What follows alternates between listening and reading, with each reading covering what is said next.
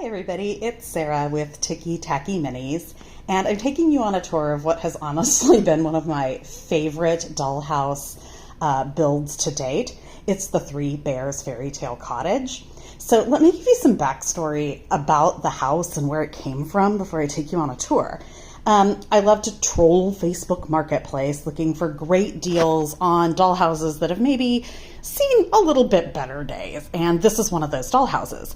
I picked it up for a pretty great price online, especially considering the quality of the dollhouse itself.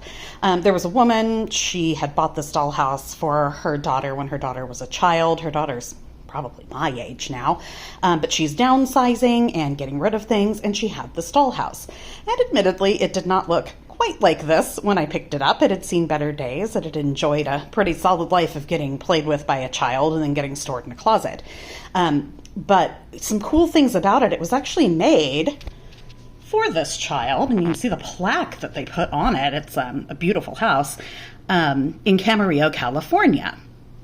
It was built there. It's a one-of-a-kind house. I don't believe it's a kit. But I went ahead and I left the plaque on because I think the history of stuff is worth preserving. So I'll take you on a tour of some of the stuff on this house just makes it such a special build. So the first thing is the color scheme. There's a nice bright cherry red, Waverly blue, and a very crisp white. A friend of mine who also does dollhouse builds had done a really beautiful moss roof on a witch's cottage recently, and I absolutely adored it. And I thought, what would be better for a fairy tale house than a moss roof? So I went ahead and tackled one here, and I absolutely adore the way it came out. The mushrooms were cute. I was lucky enough to have a friend I could phone to get assistance when I ran into some obstacles as I went. But I'm so pleased with how it came out, and I would highly recommend that.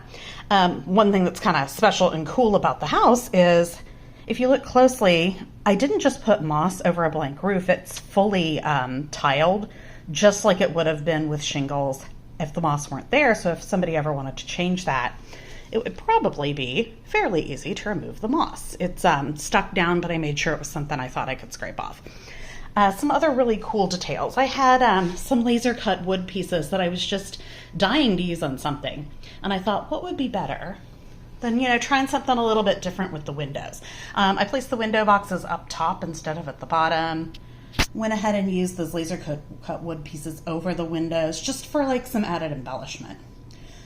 I added a front porch to the dollhouse, and that's actually solid 1x lumber left over from another project at my home. So this thing isn't going anywhere. In fact, it's so stable you can lift the entire house up by the porch.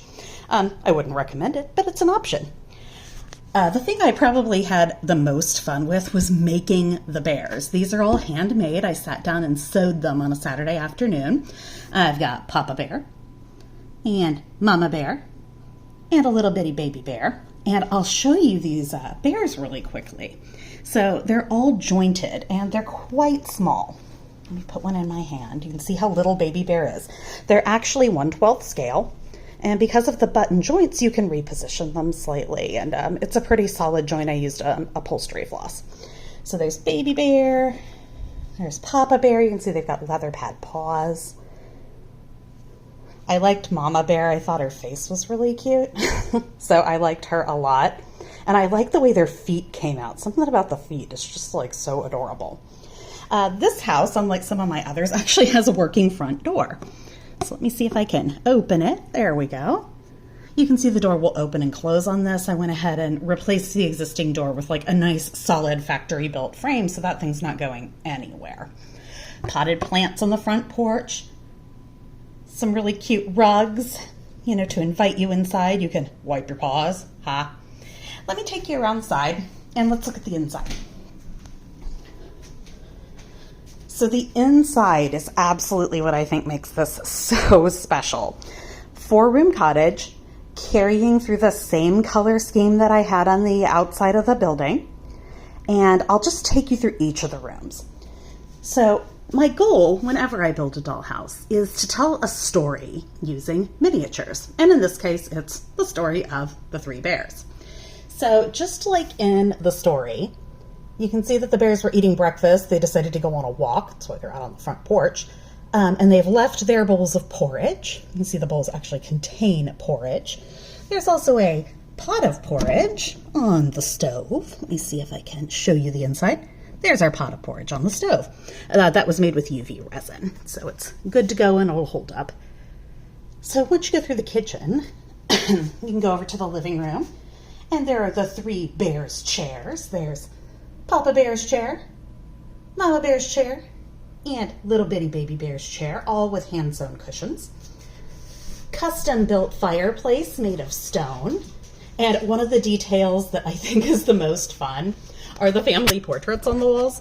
This is a family portrait of the bears on their front porch. Just one of those little details. Going upstairs, I didn't quite know what to do with the 4th room. And I thought, well, what could I put in this 4th room? And I have been sitting on a Dora Kuhn dining room set for probably a year. And as much as it pains me to give this away as part of this set and this purchase, I feel like it looks so completely perfect in the context of the build that it's got to go with it. So I decided I would make it a special honey storage room. And so I've made a beehive, lots of drippy little honey pots, and my personal favorite thing, tiny little honey bears, tons of them. There's also a couple of surprises down below in the cabinet, but I won't show you those right now.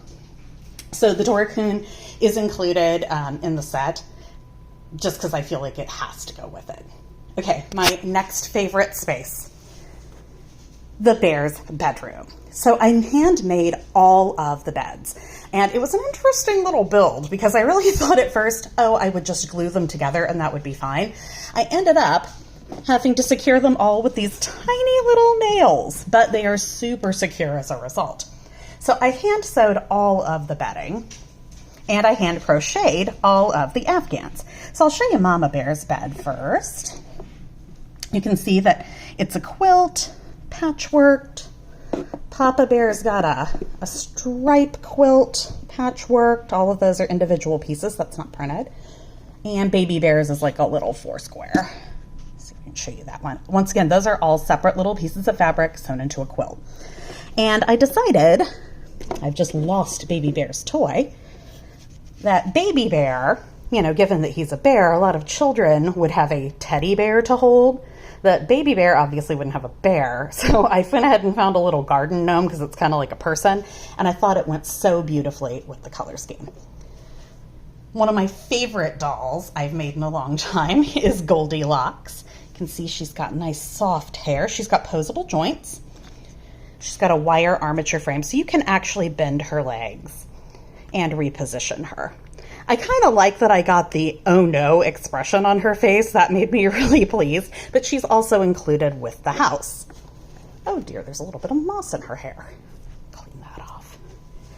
All right, so let me show you if there's a few other really cool features. Now, one thing I've noticed is when I've gone to wire electricity into houses, I didn't love having wired electricity, and here's why. Number one, the wires are very tiny, and it's pretty easy to break them or jiggle them loose. Second of all, I think there were limitations to where I could run that electricity. I couldn't always get the light fixtures exactly where I wanted them. And the third thing is I don't want to have to be near an electrical outlet to enjoy light in my dollhouse. Also, I felt like the light was maybe a little bit harsh. So I came up with a solution.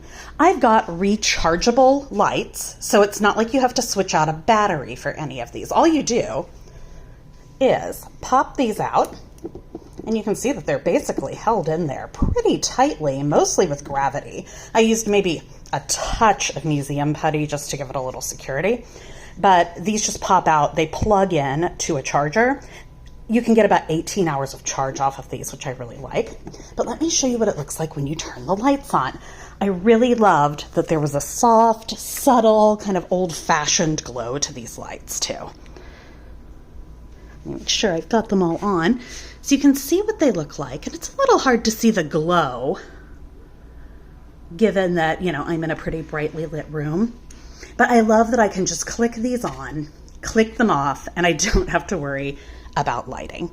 So there's my tour of the Three Bears Cottage. Hope you enjoyed it.